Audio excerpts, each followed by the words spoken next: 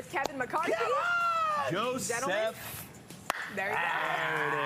There it is. All right, Kevin, you've got the latest edition of what we need to watch this weekend. Yeah, so obviously the big release this weekend is Denzel Washington's The Equalizer 3. Yesterday on DMV Zone, we brought it back on a Throwback Thursday with an old interview I did with Denzel and Antoine Fuqua, who directed The Equalizer 1, 2, and 3, but also probably most known for directing the incredible Training Day film. So the Equalizer franchise, I've always loved these movies. The first two made $190 million worldwide at the box office each.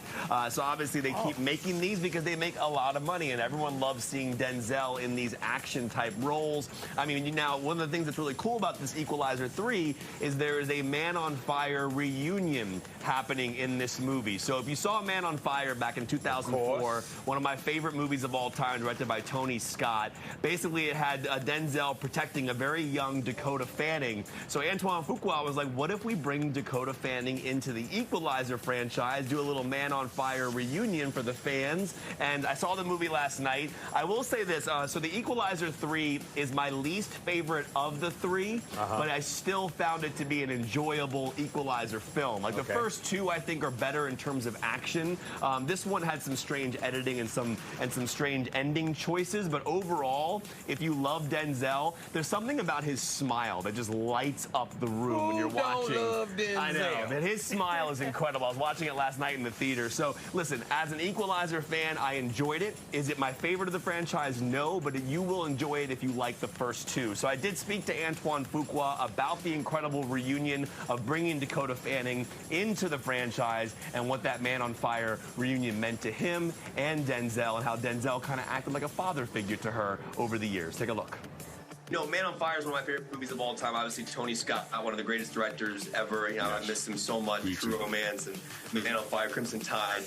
But that Dakota Fanning, Denzel Washington relationship is really special in that film. And I wanted to know what you saw in Man on Fire that I mean, I know they're different films, but like, what did you see there that sparked that? And kind of how did you continue Tony's legacy a little bit, giving us that relationship again? Yeah, but like, as you said, man, I love Tony too, and he was a brilliant filmmaker, a great guy. You know, every time I see him, hey, mate, you know, it's great energy. You know, and you feel that in the film, right? You feel the care in the film, you know, in all his movies. When I saw Dakota and Denzel, when she was young, it was just this, you could see that there was a real relationship there.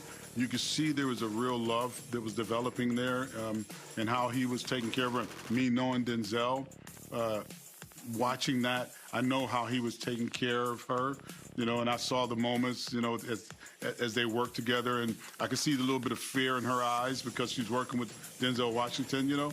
So when I had a lunch with her, I asked her about it. She said, absolutely, I was terrified, but she's very competitive. And I saw that fight in her, and I thought, yeah, it'd be great to get them together again. You know, just that magic they have. And I was 100% right. They love each other. It's great. We were just discussing this off camera. I think my favorite movie that Denzel's been in is either Training Day or Man on Fire, but you can't. Malcolm X is the best performance of his career. I mean, right? genuinely, don't even play with me. That movie is brilliant. And if you think otherwise, you've been bamboozled. You've been hoodwinked, led astray, run amok. We didn't let anyway. All right, The Equalizer 3 is currently in theaters, and if you're a Man on Fire fan, go check it out. All right, Kevin, while we have you here, we want to talk to you about this next story here. This story is insane. Yeah, they released a story about a woman whose name is literally Barbie Oppenheimer. No.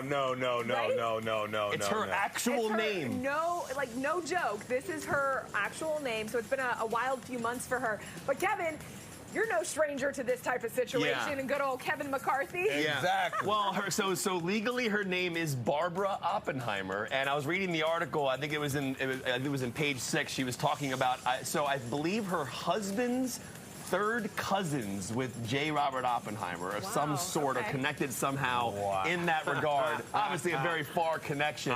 But growing up, apparently, she did go by Barbie, even though her name is Barbara. And I love reading the articles. Like, I guess some of her family tried to get her the Barbenheimer shirts, which she already apparently had. And she reviewed the films as well. So I think when I saw this story today, when Haley sent it to me, I thought she was joking.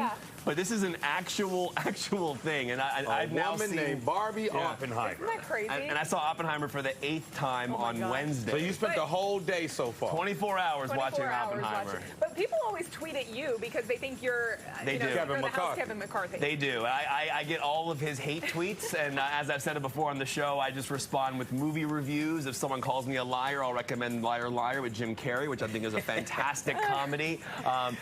People are always sending me like. Your responses always crack me up too. But the best part about it is I'll have sometimes like actors like Deborah Messing did it one time. Oh really? Like tweeted me, and then she did it again, and I'm like, Deborah, we don't know each other, but why do you keep making this mistake? I mean, it's not me. You're I feel really like we need a Kevin McCarthy Hey, come get this review. I responded to Deborah, and I was like, I loved you, and Along Came Polly. Movie. Yeah, Along Came Polly is my favorite. that. I love that movie as well. All right. Well,